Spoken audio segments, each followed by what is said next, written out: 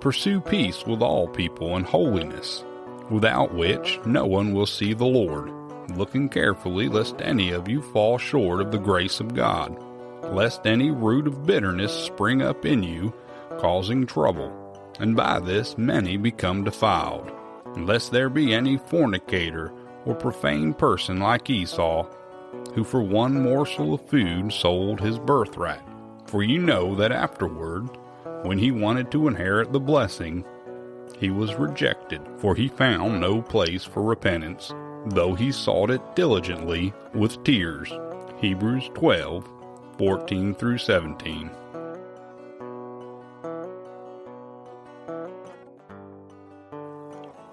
I'm Darlene. And I'm Melody. This is Hard Times and True Crimes.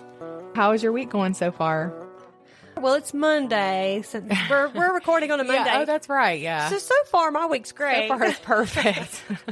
The sun this weekend has been really nice. My mood is lifted right now. Yeah, I went on a really long, 2-hour walk yesterday. Oh, that's great. That was awesome. Where did the you weather go? was so nice. I walked downtown. I had my little granddaughter. Aww. And so me and my sister-in-law, Hope, we took her for a walk and walked all the way downtown, and then we came back. Oh, what a great day. It was nice.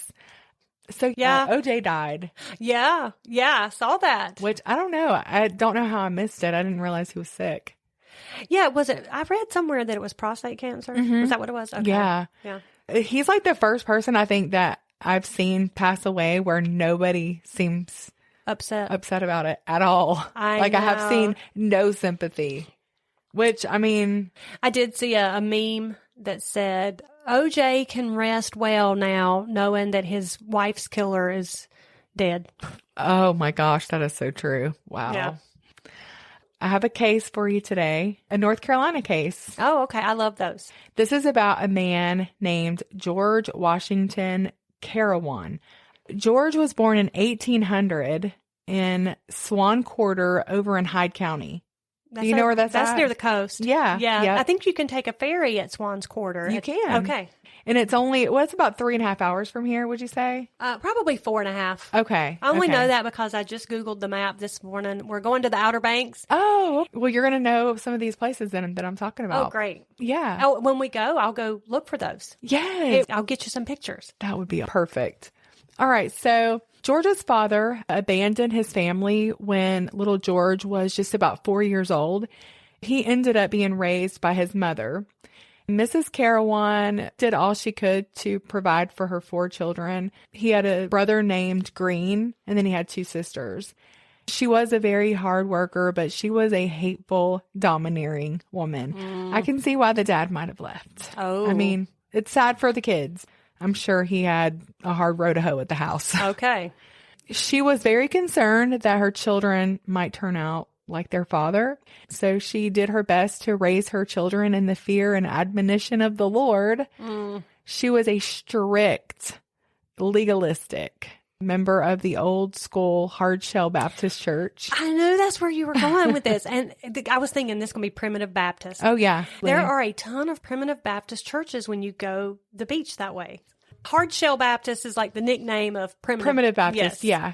She was the member of the old school Baptist church there in Swan Quarter at the time.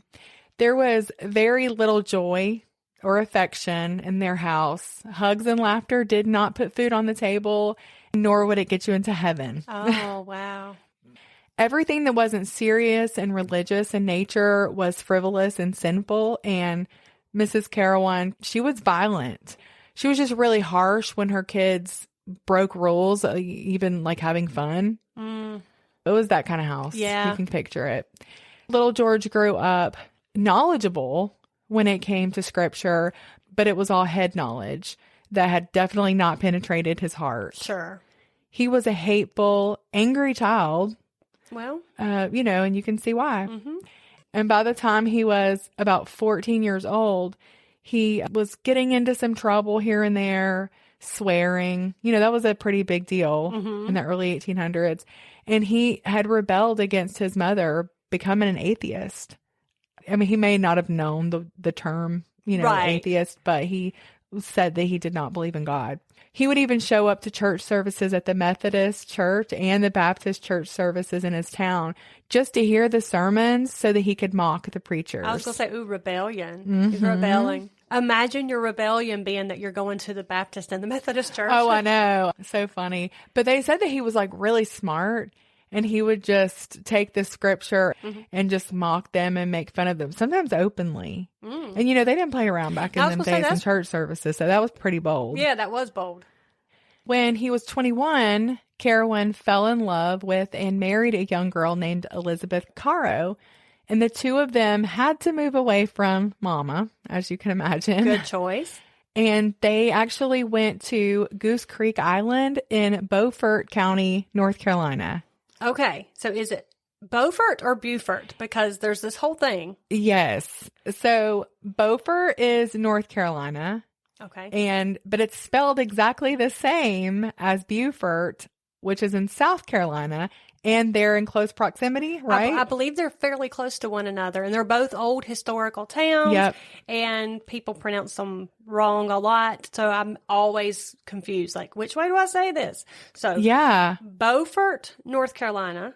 Yes. Beaufort, South Carolina. Yep. Well, I'm glad we cleared that up for our listeners. Yes. I took a tour in Beaufort, South Carolina. I actually did a historical tour there with my mom and Nana. Oh, cool. So I knew for sure that was Beaufort. But yeah, George went to Beaufort so that he could farm and live close to his older brother named Green, who was a preacher. But the two of them would end up having a falling out because he accused Green of trying to seduce his wife, Elizabeth. Oh, uh-oh. A little jealousy there. He was very jealous. He threatened his brother and huffed and puffed all the way back to Hyde County, vowing to never speak to his brother again. And when he moved back, he actually cultivated a farm over on Rose Bay Turnpike. He was not a great husband. Oh, and I was going to ask, do we know, like, was there was anything no to truth to that. Okay. No.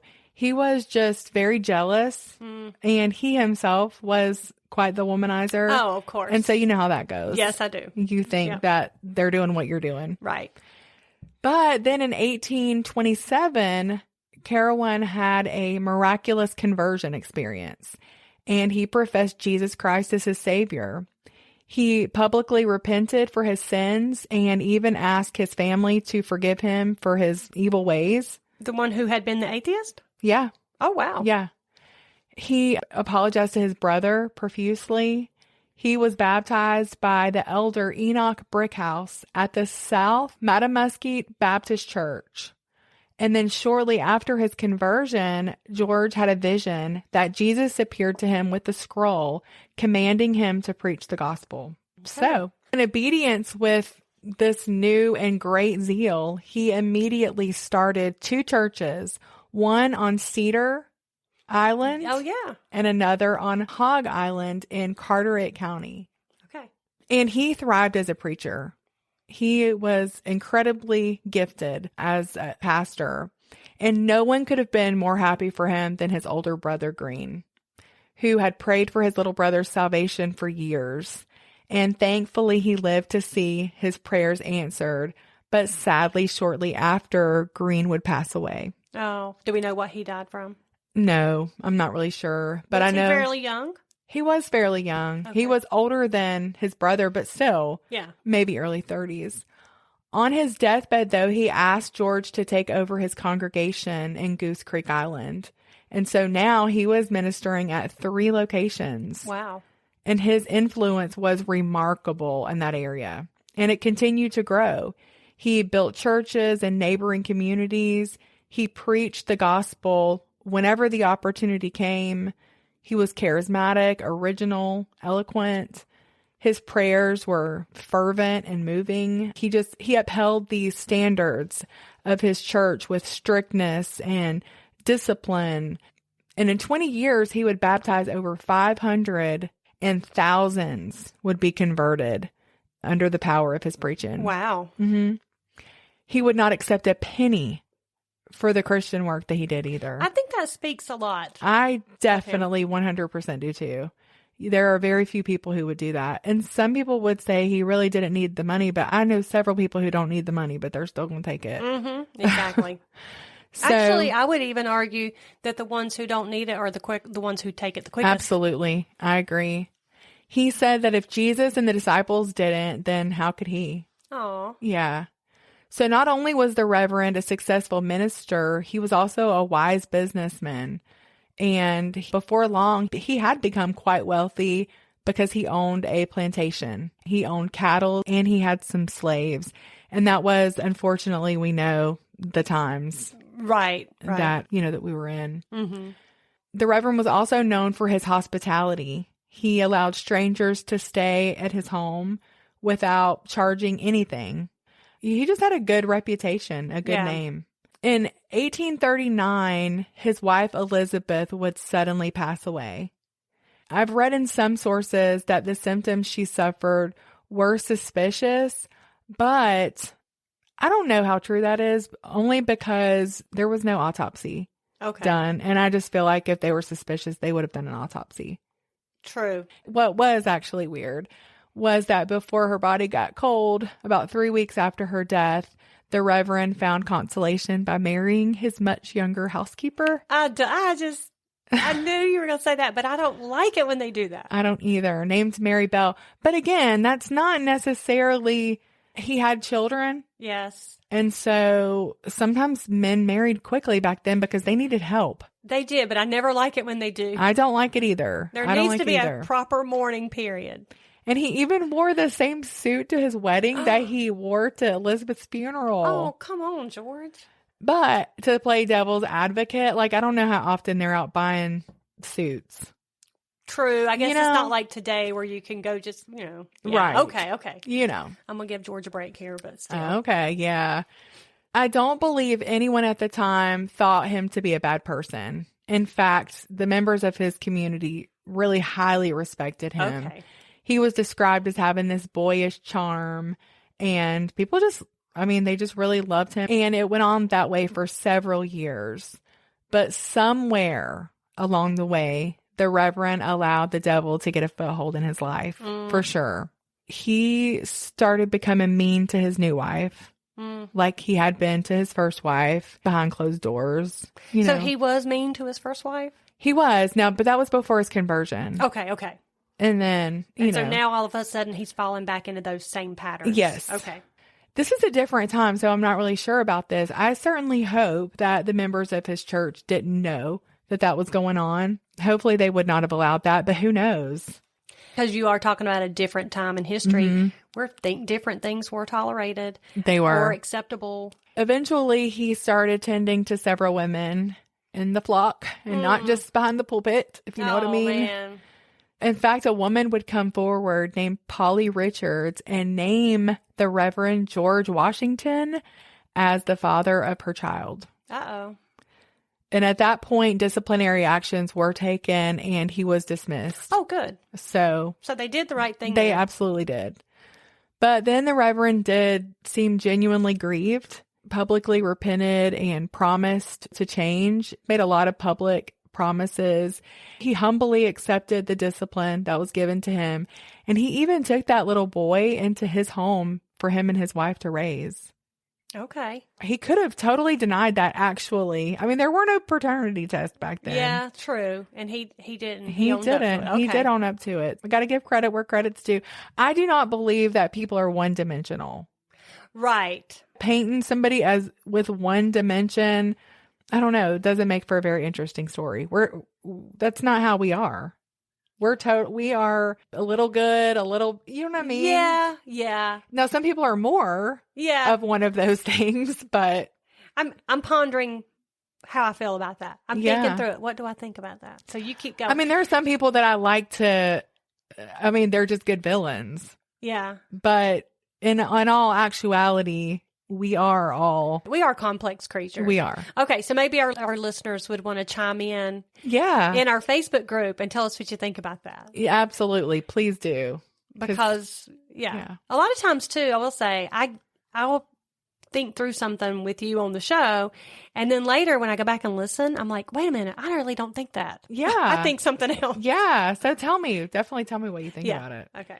I mean, there are some people like our chicken coop guy. Oh, he was pure evil. He was pure evil. And then of course, like the Catholic priest. I mean, there are some people that I don't even want to see their good sides. Yeah. But I just think at this point in his life, there were some things that were not, he had horrible. some vices, some definite, that he probably could have turned around, I believe, even at this point where he had made a mistake. In fact, he was given a new slate. So you're telling me he did not turn them around? Well, we will see. So he brought the little boy into his home with him for him and his wife to raise. And eventually all was forgiven and his pastoral role was reinstated. I got to talk about him being reinstated. Yeah. Because I feel like it's not okay. So people do mess up and they do backslide and there is repentance for that. But I do feel like, should you really be reinstated in a shepherding a flock role when you have failed at that? I just don't know if you should be able to. So hard. Yeah. Forgiveness, yes. Yeah. But I don't know about that.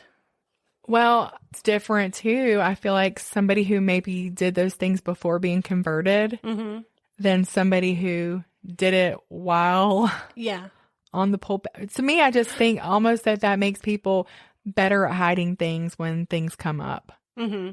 They're like, I got to be smarter about this. Sure, exactly. And like you said, like again, if he had that life before conversion, well, yeah, obviously, because he'd become a new creature. Sure. And now but once you've become a new creature and then you fall into such a sin like that, I don't know if you should be reinstated. Like, again, yes, there's forgiveness and all of that, but that doesn't mean you need to hold a leadership position. We'll be back after a quick break.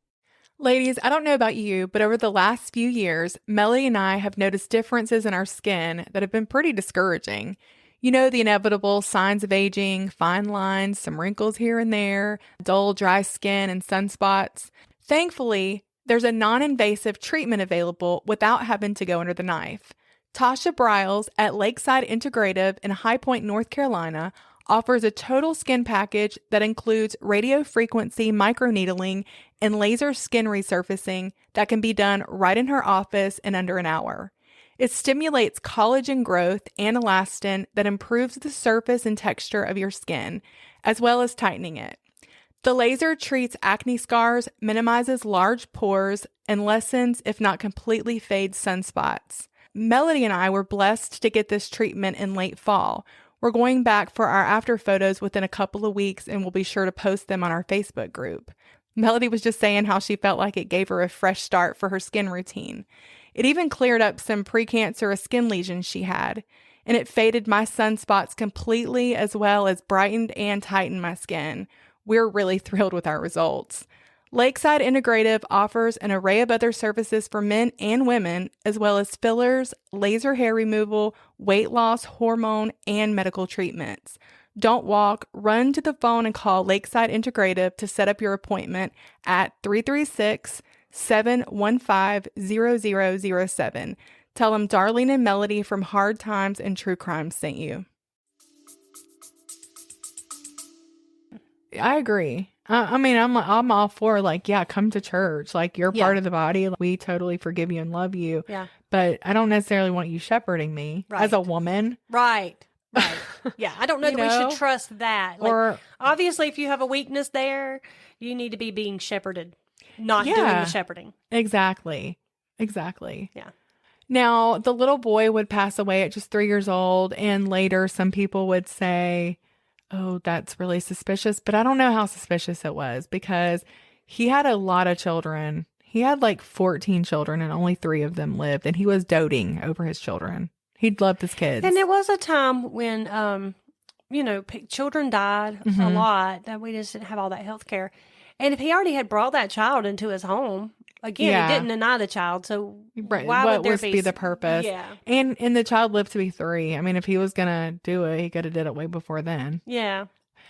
The Reverend did make some changes, but not necessarily in the way that he treated his wife, Mary Bell. He was still, like I said, he was doting with his sons. And And this might be like because of out of all of the children that he had between Elizabeth and Mary Bell, those were the only ones who survived. So he spent a lot of money on things for his children, toys and entertainment. That also could have been because he felt like he missed out on those fun things as a child himself on account of how strict his mother was. We parent out of our own needs, don't we? And so he probably felt like he didn't want his kids to have to miss out. So his 3 sons lived with him, as well as his orphan nephew named Sawyer, who had been with him since he was 10, but was 20 by 1852. And then he also had a favorite slave, and he was a younger boy, and his name was Seth. Seth lived in their big house with him. In a pen behind the house and the plantation, he kept 2 tame bears for his children. What? Yes. Bears? Bears. Oh, that's wild. Yeah. So he was an eccentric fella. A little bit, yeah. And then, of course, there was his poor wife, Mary Bell, who lived with them. And she was just kind of a shell of a woman, I think, by this time, because he was so jealous of her, just constantly accusing her of liking men and looking at men and being with, you know how that goes. I don't like jealous men. I do not either. And beating her over the head, you know, with things that she was not doing, but that he probably was. Right, he's projecting. Exactly. Crazy. 1852, a young school teacher named Clement H. Lassiter came to town needing a place to board. As per usual, the Reverend opened up his home. Lassiter was quiet, he was calm, and generally just wanted to mind his own business. And it actually worked out really good. They had a, good relationship, and he minded his business, they minded theirs. But behind closed doors, he was giving Mary Bell a hard time, accusing her of flirting with him. And she's like, I'm not. She's trying to tell him, I'm not. I don't like him. And she didn't. Like, there was nothing going on there. And in the meantime, she's probably even afraid to look in his direction for fear she's going to be accused of it. Absolutely. Yeah. And then one night they were all having dinner. So the children, Mr. Lassiter, the Reverend, Mary Bell, and something as simple as, I don't know if she offered him salt, who knows what it was, but it was something very minute. Mm-hmm. He got up and hit her. I mean, to the point where it wasn't just one hit. Oh my goodness. Like, he hit her over and over again in front of the school teacher. And he felt like he had to intervene. He didn't want her to be killed. He's just kind of this meek guy. So at first he just yells at him like, hey, stop. And that just infuriated the preacher. And he turned around and just started accusing him of trying to sleep with his wife. And so he turns on him and starts punching him. Wow. And this just awoke a bear. Yeah. And Mr. Lassiter. And he had a knife. And he pulled it out, and he would have stabbed him. But the preacher was not crazy. And so he backed down and was like, okay, I'm calm. I'm going to stop. Wow. Isn't that insane? It is insane. Now I don't really like this guy. I know. I was thinking, oh, he's this great preacher, man. But he sounds like he's very flawed, and I don't like his flaws. No. I mean, there was probably a turning point. I don't know that he was like this the whole time. I think that he got into sin. Yes. That is really what I believe. Obviously, at this point, Lassiter left. Yeah. And he went and stayed with one of his students' families. The Reverend, that wasn't the end for him. He felt humiliated because that had happened in front of his sons and in front of his wife. And he felt like he got punked out, that kind of thing. Oh, yeah. And so he goes down to the magistrate, makes his wife, Mary Bell, go down there with him to swear out a warrant on Lassiter, saying that he had attempted to rape her. Oh, my goodness. But for whatever reason, I don't know if it's because they knew of the accusations that he had previously made against his brother, and maybe people were just kind of catching on to him, but they would not allow her to perjure herself. Oh, good. They wouldn't do it. Oh, I'm glad to see the system working in her favor here. Yeah. Well, this just infuriated him even more. He's still going all over town. He's still a preacher. And he's still in all these places telling everybody, Lassiter, he is a rapist. trying to seduce his wife, saying things like he needs to be shot, just running his mouth. Slandering him. And Lassiter was like, I've worked too hard on my reputation and I'm not going to allow this. And like I said, he kind of awoke a bear in this meek man. Good. And he did have a great reputation. People loved him in that community. So he goes to the magistrate. Yeah. He takes out slander charges. And he asked for $2,000 for the damage that has been done against his reputation. Good for him. Well, it's a good thing he didn't try to take out a 50C because he probably would not have won that one. Probably not. Apparently that's a difficult one, right? Yeah, there's an inside story for that, but that's for another day. Yes. Okay, so at this point, Lassiter is staying with the student's father. Okay. Named Dorset Mason. And, this guy and several others believe him. Well, on Sunday, November the 14th in 1852, Lassiter had to go to a school over by the Matamuskie Lake. And he actually mentioned to Mason that he was a little bit nervous about having to walk, up the turnpike past the Reverend's house, but he had to go. I mean, he wasn't that concerned. So the next morning, he got his bag and took off walking, stopping along the way to talk to some of his friends and then continuing on. But Lassiter never made it to where he was going. And when his friends realized that he was missing, they were very concerned and got a search party together to search the woods, on both sides of the turnpike. Well, these two men searched this area where there had been a fire, and now there was kind of a lot of basically it was like a thicket. Okay. You know what I mean? There's just briars and different things growing.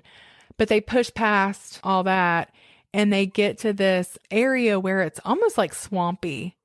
There's like a green, mossy type stuff. It's like soft ground. And they look, and it's all green over there. But then they notice these brown clumps of sod, and they notice like leaves, or what they thought were leaves, on top of, this sod.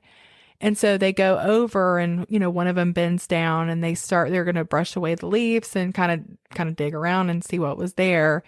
But then they realize that it's cloth. And it happened to be the lapel of a coat. Unfortunately, they had found the body of Clement Lassiter, their friend. Oh, man. Yeah, inside this shallow grave. So they called, the others from the search party. They actually stayed with the body. They would not touch it. I was like, man, I wish people did that today. They only did enough to know for sure that it was him. Right. After that, they did not touch it. In fact, they believed it was illegal. I read that in a newspaper from the time. And so they sat there with him until, the coroners came. And they determined that his back was just riddled with bullets. He had been shot in the back several times. Yeah. When the Reverend realized Lassiter had been found, he told his nephew Sawyer and his favorite slave, Seth, that he had to go away or he was going to be hung. Oh. He told his nephew that he would give Seth to him if he would say that he had been with him that Monday when the murder had taken place. And then he packed his bags and he left North Carolina. Took a train to Chattanooga. He lived there for months, going by the name of John Forbes, even preaching part of the time. What in the world? This dude's crazy. Because in his eyes, he's still right standing with God. I guess. Yeah, I'm Isn't sure. That crazy? I mean, in his delusion, he probably really does believe that guy was trying to seduce his wife. Oh, I'm sure. He had given power of attorney to his friend. He has a lot of supporters. He is still a preacher, a very prominent preacher. Wow. And so he had given power of attorney to his friend, back in Hyde County, and asked him to sell his property and send him the money. And at first, this friend sympathized with him because he really believed that the Reverend had been wrongly accused. But after hearing everything, he realized, like, hey, he's probably guilty of this, and I don't want anything to do with helping him in any way. And so the Reverend was actually forced back to North Carolina so that he could sell the property himself. He was going to go hide out at Goose Creek Island, where he had friends who still believed he was innocent. But one night on January 20th in 1853, he was caught. Oh. Going across in a boat, actually, by a posse, and he was taken to Washington, North Carolina, to be indicted for the murder of Clement Lassiter. They moved the trial to Beaufort County because there was no way he was going to get a fair trial in Hyde County.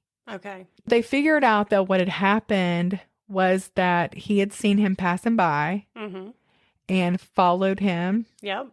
And shot him in the back. Ambushed him, shot him in the back. And from jail, he wrote letters to his friends, begging them to persuade his nephew, by whatever means necessary, not to testify against him and to leave town. He wrote his friends to put aside that evidence by hook or crook. In other words, if the nephew wasn't going to leave town, then he would need to be killed. Yeah. This is what he said. My dear old friend, whether you can get a rogue to leave town or not deliver me, you said you had boys that would do this and thus. You can fix it. I know you can try to get that foolish boy to leave. Put away the evidence by hook or crook. Then there was a second letter where he told his friends to persuade Mary Bell not to testify against him. He said that he knew that the prosecutors were going to try to get her because she was weak-minded. He told them to tell her, say nothing. And she was terrified of him. Of course she was. Mind you, she had, whatever syndrome that is that you get when you live under abuse for so long. Exactly. His defense argued that he'd only written those letters because he was suffering so much in jail. Oh, poor guy. I know. His nephew Sawyer, though, did testify against him. Good for him. And it was compelling. So he was not deterred and not bullied into it. No, he wasn't.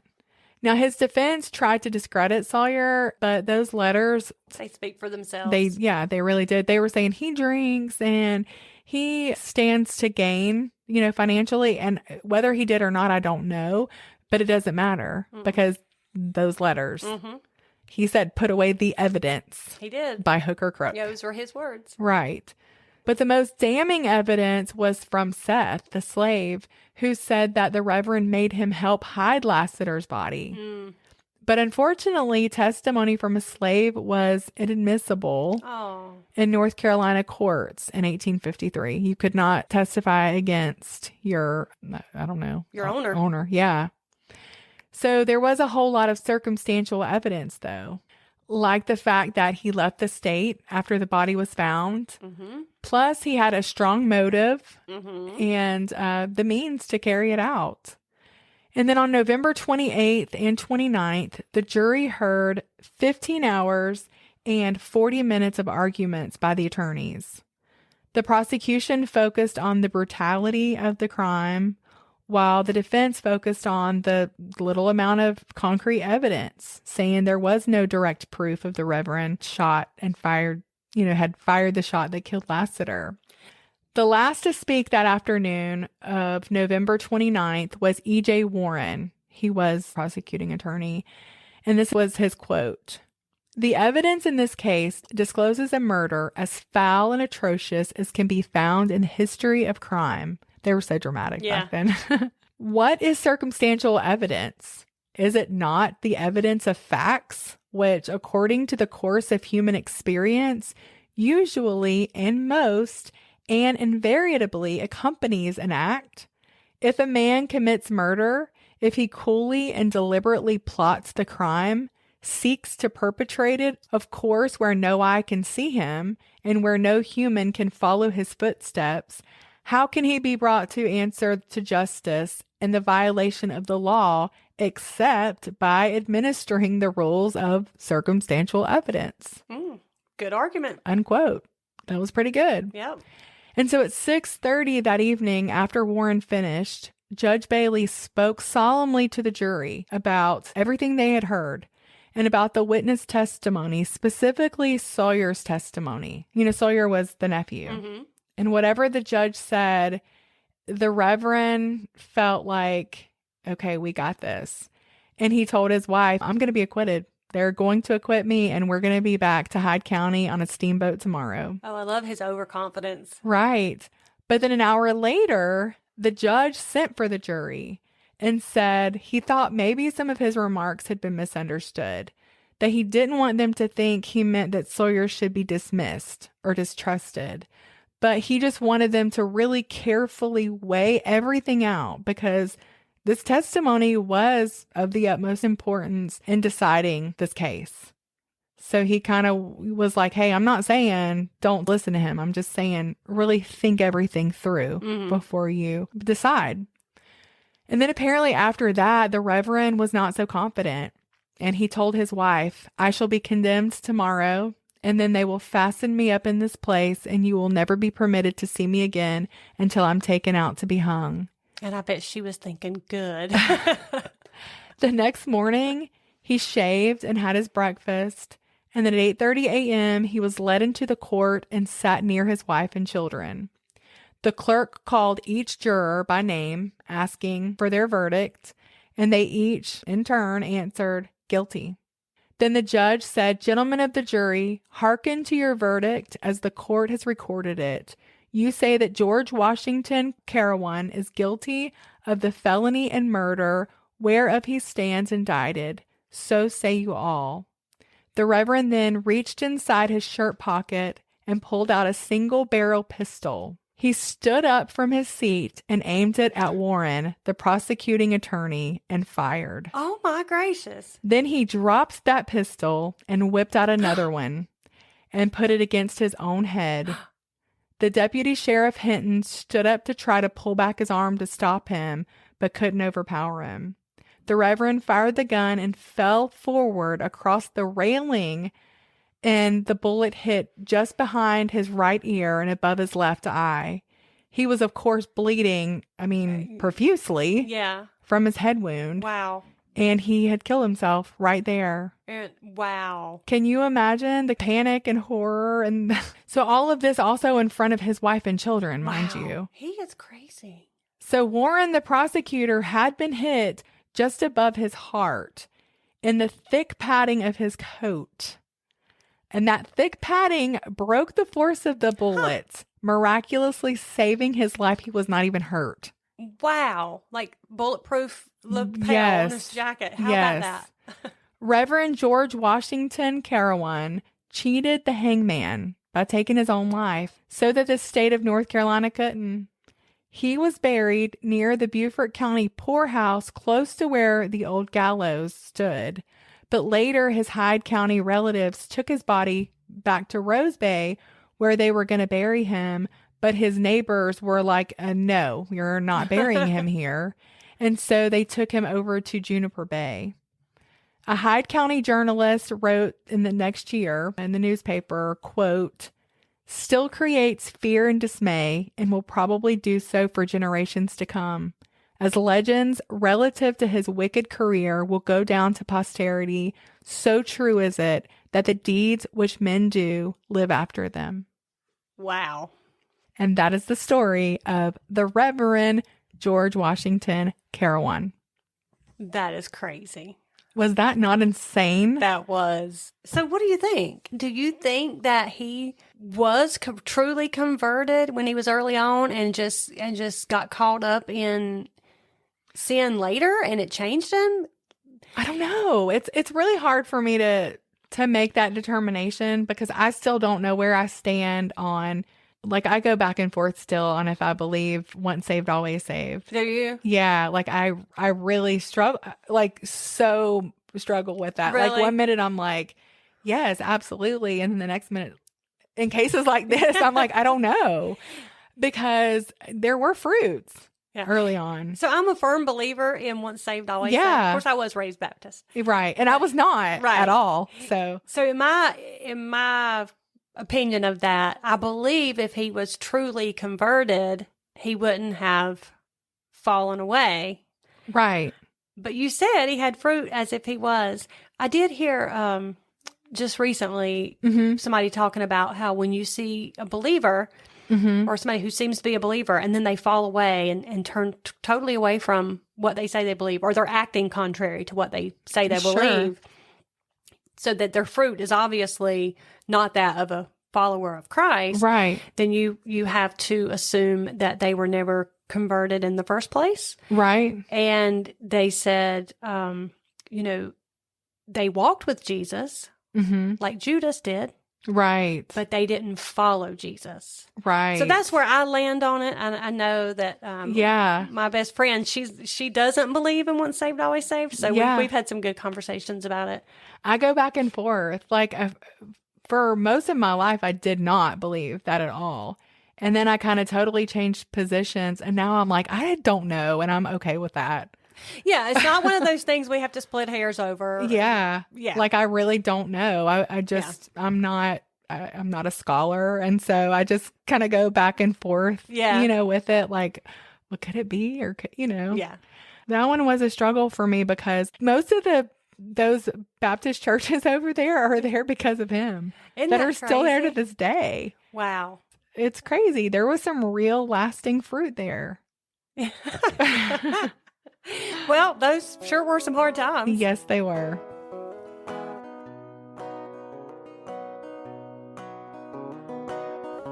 Now, personally, I don't believe in salvation through works, but I feel like the preacher in today's story did. I reckon he figured the best way to square up with the Lord was to pop a cap in a lawyer on the way out.